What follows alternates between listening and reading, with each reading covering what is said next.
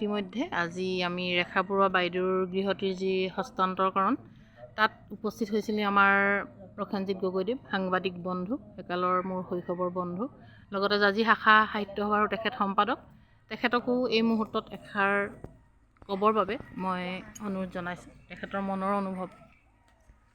নমস্কাৰ। আচলতে জাজি ফুলপানীছিগা ঐতিহ্যমণ্ডিত অঞ্চল এইটো। এই অঞ্চলত ৰেখা বৰুৱা নামৰ মহিলাগৰাকী স্বামী আৰু পুত্ৰৰ সৈতে অতি বিধ্বস্ত অৱস্থাত বসবাস কৰি আছিল। এই খবৰ পাই আমাৰ স্থানীয় সমাজকৰ্মী অনন্য গগৈ শইকীয়া, যাৰ লগত সময়ত LP স্কুলৰ পৰা আমি একেলগে পঢ়া, তেওঁ ফেচবুকত এটা পোষ্ট দিছিলে। সেই পোষ্টটো সঁহাৰি সকলোৱে দিলে, বিশেষকৈ মনোৰঞ্জন বৰগোহাঁই বিশিষ্ট সমাজকৰ্মী, তেখেতো আহিলে, তেখেতো যথেষ্ট অৰ্থ দি সহায় কৰিছে। আৰু অলংকিতা মহিলা সমাজ, ফুলপানীছিগা মহিলা সমাজ আৰু কেইবাজনো বিশিষ্ট ব্যৱসায়ী এতিয়া আহি তেওঁলোকে একত্ৰিতভাৱে এনেকৈ টিনপাত বেৰ সূতা সকলো দি এখন বাস কৰিব পৰা উপযোগী এখন ঘৰ বনাই দিলে।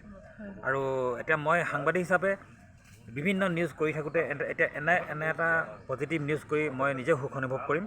আৰু মই আশা কৰিম যে যিটো এতিয়া 8জনৰ ত্ৰাণকৰ্তা যিটো গ্ৰুপ খোলা হৈছে, এই গ্ৰুপটোৰ জৰিয়তে তাত মোকো তাত এড কৰা হৈছে। আমি এটা লক্ষ্য ৰাখিম, যদি আমাৰ অঞ্চলটোত যদি এনেধৰণৰ বিধ্বস্ত অৱস্থাত বা তেনেকৈ অনাটনত কোনো লোক বসবাস কৰি থাকে, তেতিয়া আমি একত্ৰিতভাৱে তেওঁলোকক এনেকুৱা আমি সহায় কৰিবলৈ পালে আমি যথেষ্ট সুখ অনুভৱ কৰিম। আৰু ইয়াকে আশা কৰিছোঁ ভৱিষ্যতলৈও যাতে আমাৰ এই অনুপ্ৰেৰণা সকলোখিনি দিয়ে। আন্তৰিক ধন্যবাদ জনালোঁ প্ৰসেনজিৎ গগৈদেৱক। তেখেতে ইতিমধ্যে আপোনালোকক জনাইছে আমি যিহেতু এটা 8জনৰ ত্ৰাণকৰ্তা 2025 নামেৰে এটি গ্ৰুপ খুলিছোঁ। অদূৰ ভৱিষ্যতে যদি আমি শাৰীৰিক মানসিক আৰ্থিকভাৱে উপযোগী হওঁ, তেতিয়া নিশ্চয় আমি এনেধৰণৰ 8জনক সহায় কৰিবলৈ আমি সকলো, অকলে মই নহয়, আমি অঞ্চলৰ সকলো ৰাইজ একত্ৰিত হৈ আমি আগবাঢ়ি যাম। ধন্যবাদ।